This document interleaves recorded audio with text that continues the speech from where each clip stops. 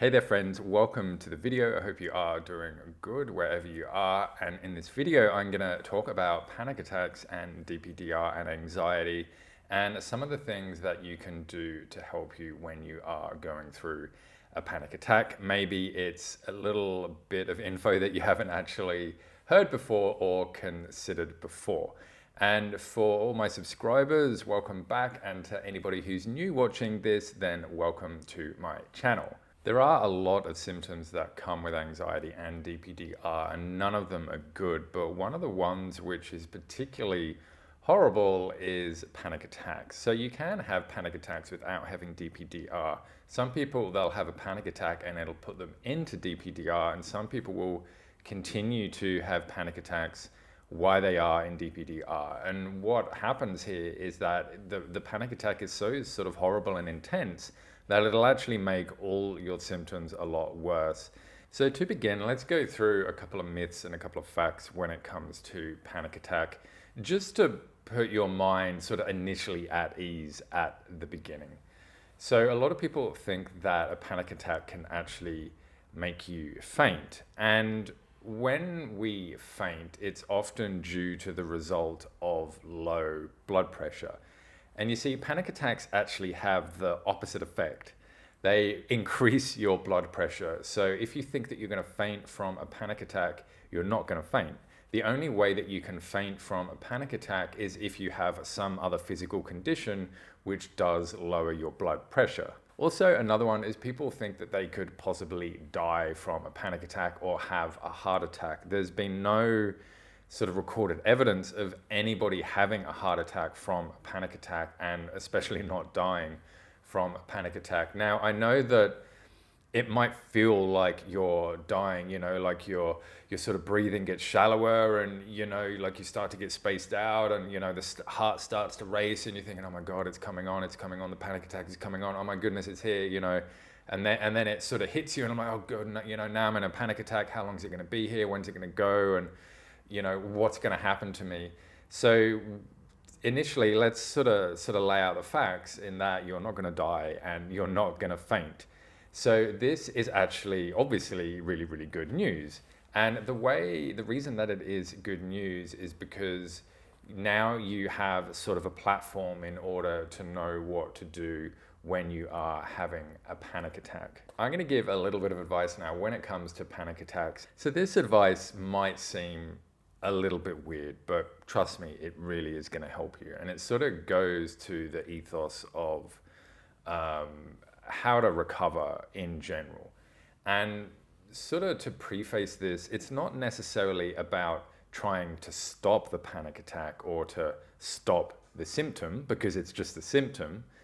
It's about letting you get through it and basically teaching your mind that it's actually nothing there that's going to be able to hurt you, and so your mind is going to feel more safe. When you are having a panic attack, this is what I want you to do. I want you to do nothing. Now, this might sound really counterintuitive, and you might be thinking, what do you mean, and how do I actually do that? So first, let's talk about if you actually do something. So a lot of people might suggest, doing breathing exercises, or sort of clenching your fingers, or looking around the room and trying to find something that's red and orange and green and pink and all the other colors.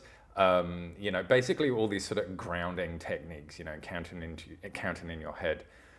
So these are sort of okay, I guess, in a way that they help relieve the intensity of the symptom. But what's actually happening is when you do this, you're saying, I'm having a panic attack. I don't want this. This is something which is bad for me, so I'm going to do something to try and get rid of it. And so when that goes through in your mind is hearing, I don't want this. This is bad. I shouldn't be having this. And essentially what it's hearing is, I'm under attack. I'm under attack. I'm under attack. I want this attack gone. And so when it wants the attack gone, it's going to protect itself, which is why the other symptoms of DPDR could come on a lot stronger, or why there could be more, or in fact, why the panic attack actually comes on a lot stronger. You see, what you got to do is you got to teach your mind that these panic attacks aren't actually a threat. They're not actually going to do anything permanent to you, and you are going to get through it the other side, and eventually these panic attacks are going to lessen and lessen and lessen until eventually they are gone. And so the way to do that, the way to teach your mind that, is to essentially do nothing. Now, when I say do nothing, maybe what I'm really saying is don't try and stop the panic attack. Let it run its course. It's gonna do it no matter what you do. It's gonna run its course. But if you do the things I just mentioned about trying to stop it, maybe it'll be diminished in intensity a little bit, but you're just forever teaching your mind, this is bad, this is bad, this is bad, this is bad. And you want to be teaching your mind, this is okay, this is okay, this is okay, this is okay.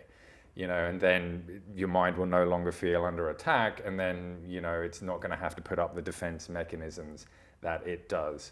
So what you need to do your best to do is to acknowledge it, to observe it, just to be there and let it ride it out. And so an example of that could be that you feel a panic attack coming on, and you just go, I feel a panic attack coming on. And then maybe the panic attack hits you and you're in it, and then you go, I'm in a panic attack right now. But, so you're just acknowledging that it's there. You're not saying that it's good, and you're not saying that it's bad. And so what you can do in addition to this to sort of mentally help you through this too, is you can say something like, okay, I recognize a panic attack is coming on right now.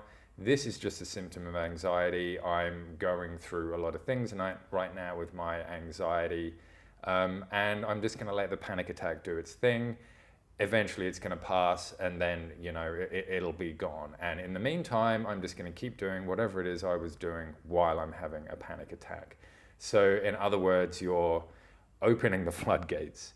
Before you're trying to close the floodgates, you're trying to stop it happening, and all the pressure's building up, and then it just keeps opening and coming out and opening and coming out. But you know what? You're just going to open it right now, let it all come out, and let the panic attack come out, and just let it do its thing. And this really is a way that's going to teach you that panic attacks aren't, they're not there to hurt you. And just sort of really quickly, right, I just noticed this with my own language. One of the things I talk about in coaching as well is a language shift. And I'm not saying from like positive to negative or just think happy or anything like that.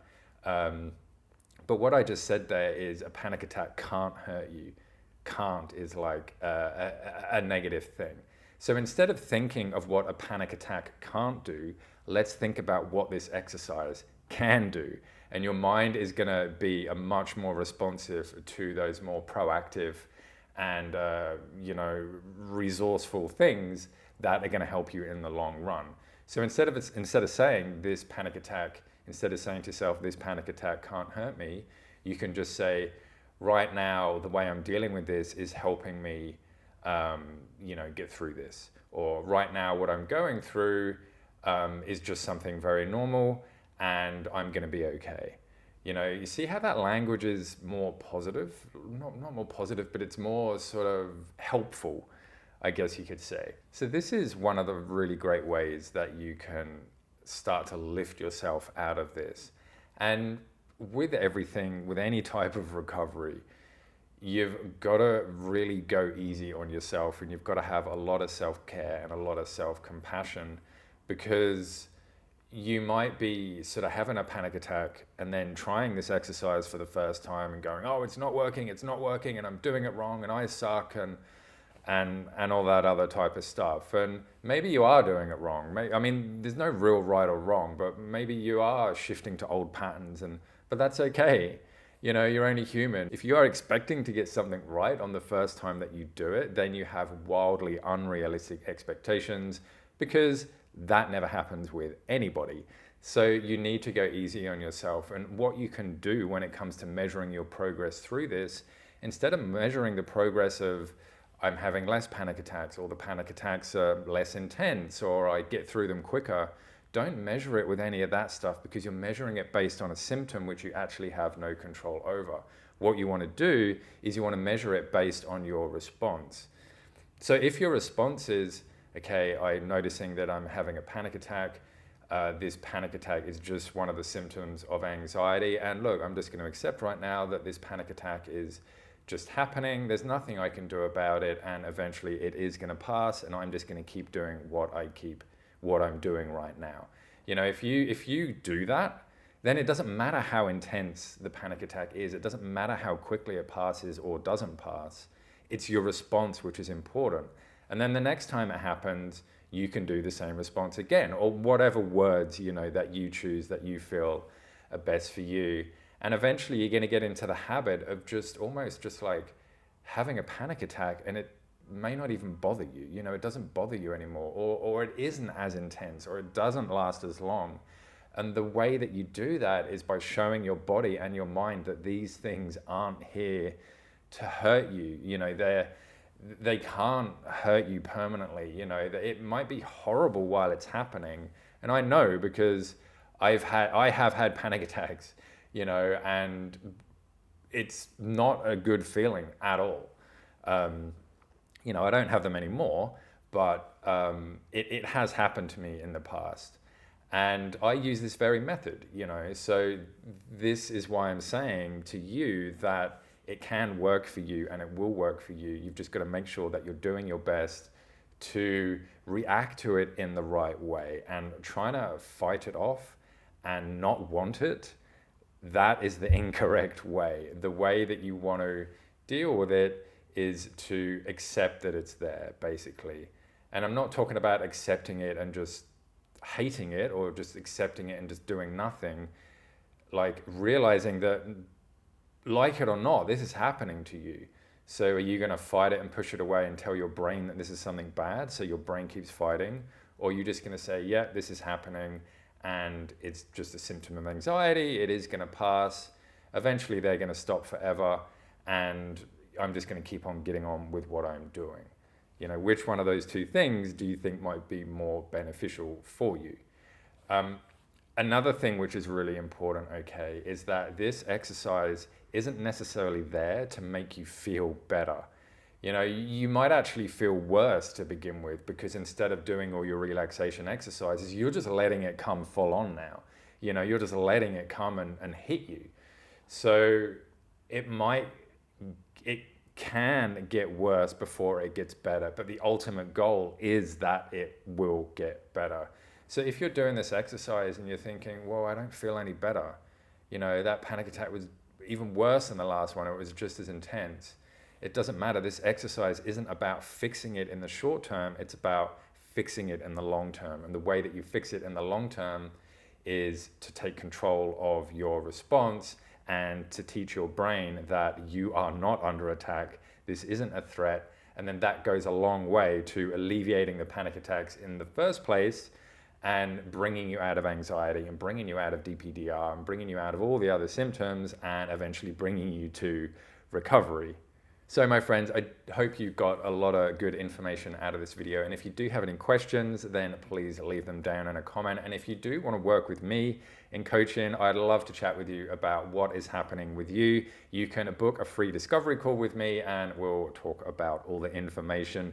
The link is down below in a pinned comment and the description. And until next time, I'll see you all in the next video. Bye.